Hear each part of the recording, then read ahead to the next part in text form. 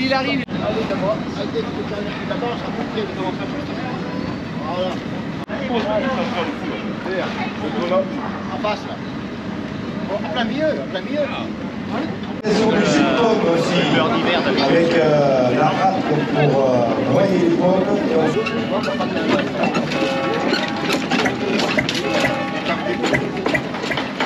Emmenez-moi un canon à bout de mer et je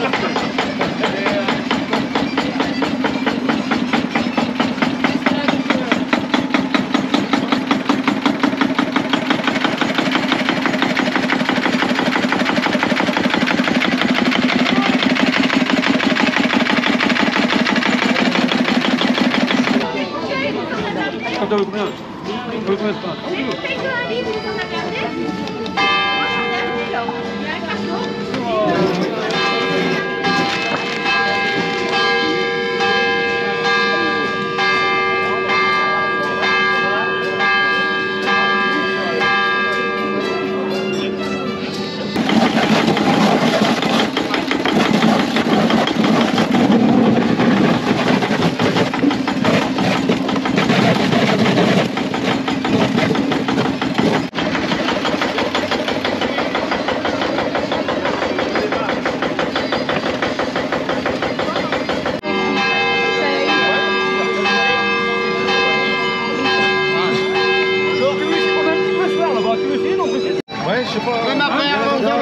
on va en mettre comment le passer. Attendez 5 minutes, on finit le trafic, on le passera dans le tonneau. C'est la 10h30. Ah mais dans un quart d'heure, ça fait, oui. Non, ils n'ont pas de plus haut, si. On essaiera, on fera un essai. On fera un essai.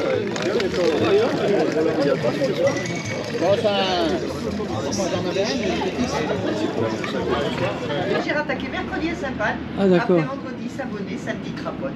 Et ben voilà, c'est parti pour la saison alors. C'est reparti. Ah super, avec les bons fromages. Waouh. Et vous allez refaire tous les marchés, Je refais tous les marchés, ouais. Mercredi Saint-Pal, vendredi Savonnet, samedi Craponne, dimanche Husson, et puis le jeudi après-midi à la ferme. Oh! Il est bon, il est bon, il est fort. C'est bien celui-là.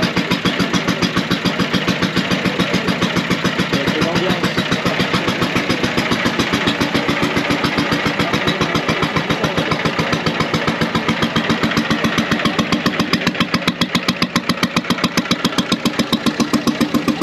Donc votre passion c'est rénovation des moteurs, Des vieilles mécaniques, disons, ouais. en rapport avec le milieu agricole. Donc là, on a deux moteurs. Un moteur Bernard W2 début des années 30, qui servait dans les fermes des exploitations agricoles du pays pour faire tourner les moulins, les batteuses, les scies.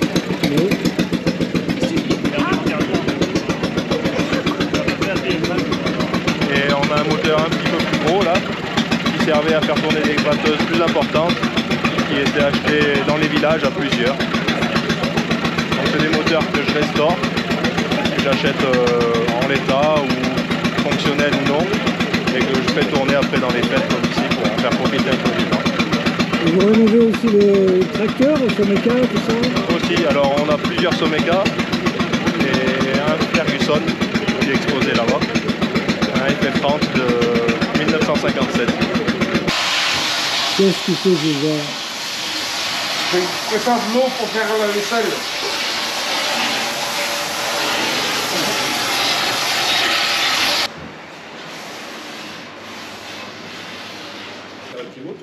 Les pichets, faut que j'en mette.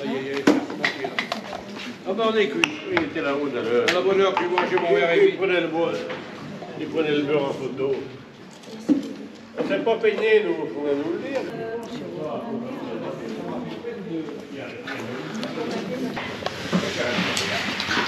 Tu vas bien?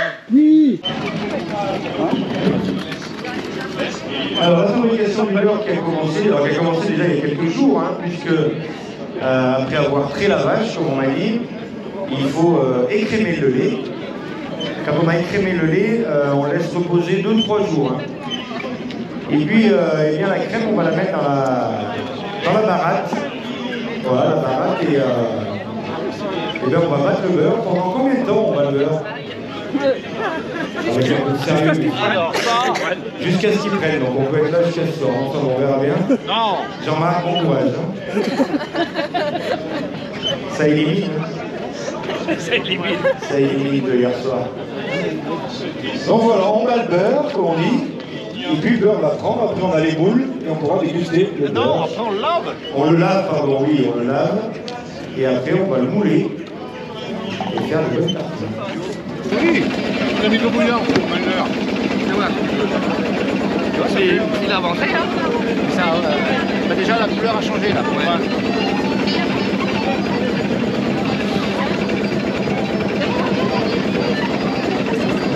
Il veut... Tu vois, il avance pas bien vite, là. Ah, il s'en manque un peu. Il l'a fait, mais il nous a tapé. Pour midi, pour midi. Vous avez mis de l'eau chaude sur la baratte. Oui, elle est pas froide, hein. Ça va? Ne me remets pas d'eau, je dis. Tu continues de tourner, mais tu mets pas d'eau. Ça y est, on continue. Il va s'agglomérer. Vous l'avez dit qu'on l'aurait pour 4 heures. Bah nickel, doucement, hein. Ah ouais. Putain, dis donc, oui. Viens l'argent du beurre. Maintenant, viens voir le beurre. Viens voir.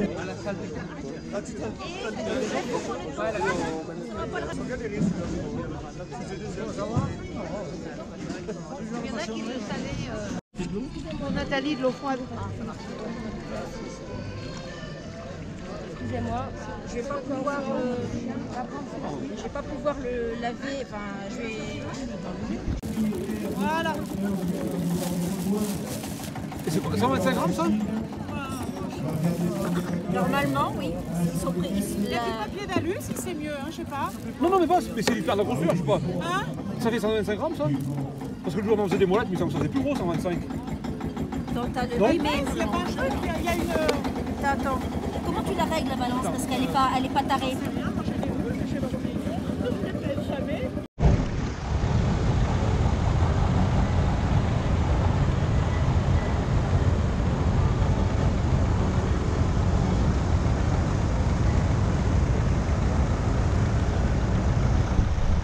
Alors tiens, on va se retrouver du côté de l'exposition des tracteurs, donc juste derrière l'église, hein, avec Romain Coutts, qui est un passionné de vieille mécanique, avec son père bien sûr, Roland.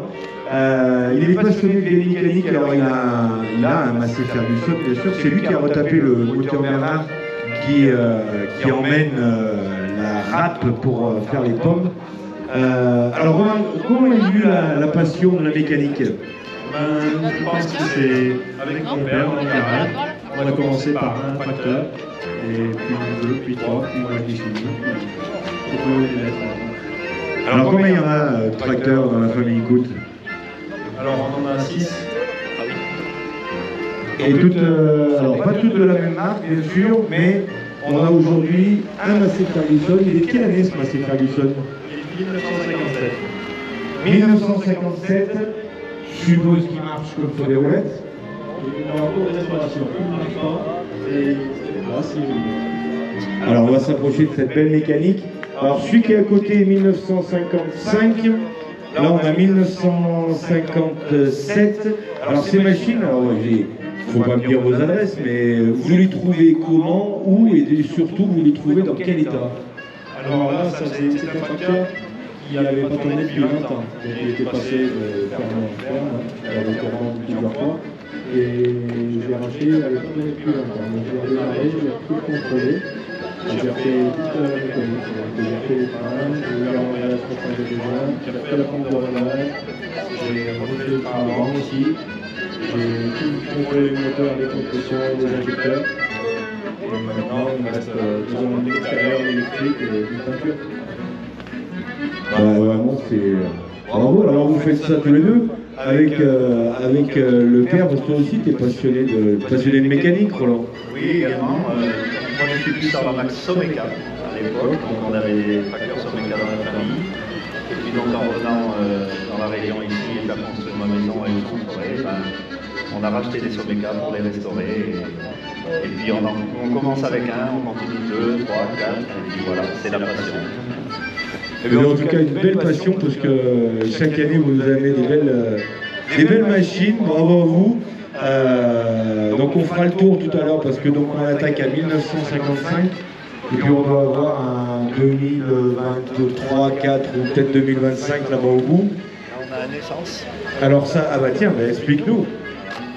C'est un Ferguson essence, donc en 4 cylindres. Donc c'est le plus ancien de la collection qu'on voit sur la base.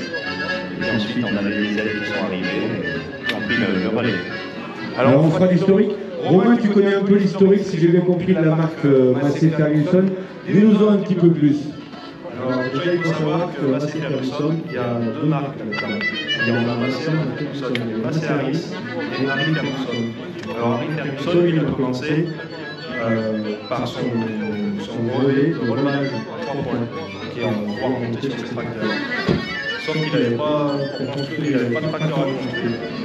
Il s'est allié avec Ford aux États-Unis pour monter ses systèmes de relevage. Donc ils ont eu un partenariat, ils ont construit des tracteurs qui ressemblent vachement à ceux-là, qui sont le nom Ford Lincoln, Ford EN, pour ceux qui connaissent. Et sauf qu'un jour Ford a décidé de sortir un tracteur sans parler à M. Ferguson. Il s'est fâché et il s'est allé au tribunal et Ford a perdu le tribunal. Donc après, Ferguson a cherché à construire son propre tracteur. C'est pour ça qu'il est revenu en Europe et a trouvé la société Standard Ostrich qui lui a permis de fournir les moteurs. Et en fait, le bois de pont, ils sont développés même sur un Ford, sur ces tracteurs. Donc si on regarde là sur celui-là, on a un moteur Ostrich essence et celui-là un moteur Ostrich diesel.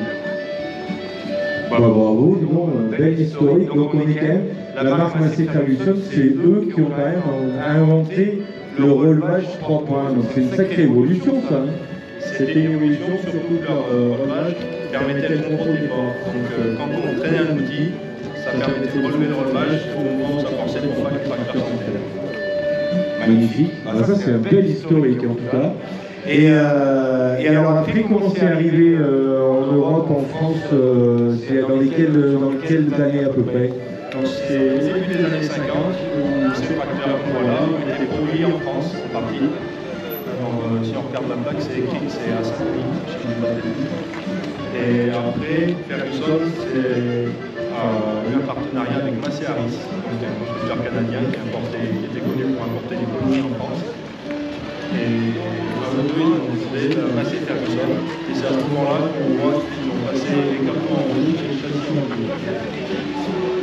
Voilà, donc l'association en fait l'origine du Canada et ils sont associés avec le fabricant des fameux Pony. On connaît bien les Pony, bien sûr, on en voit beaucoup dans les regroupements comme ça de vieilles mécaniques. Donc c'est là qu'on a découvert, d'accord, la carrosserie rouge et le châssis gris qui sont restés jusqu'à maintenant, jusqu'à aujourd'hui.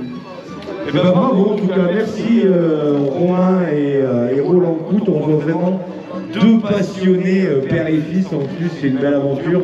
Bravo à vous, merci en tout cas pour votre investissement pour cette belle journée.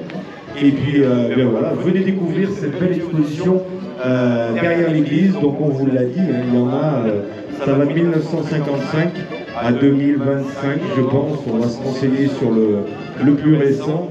Et puis tout au long de la journée, donc on aura tout à l'heure la descente des tracteurs à la salle des fêtes. Et puis cet après-midi, le soleil qui arrive, on aura un beau défilé. Voilà. Bienvenue à vous en tout cas. Et puis merci à vous, Romain et Roland, pour ces belles explications.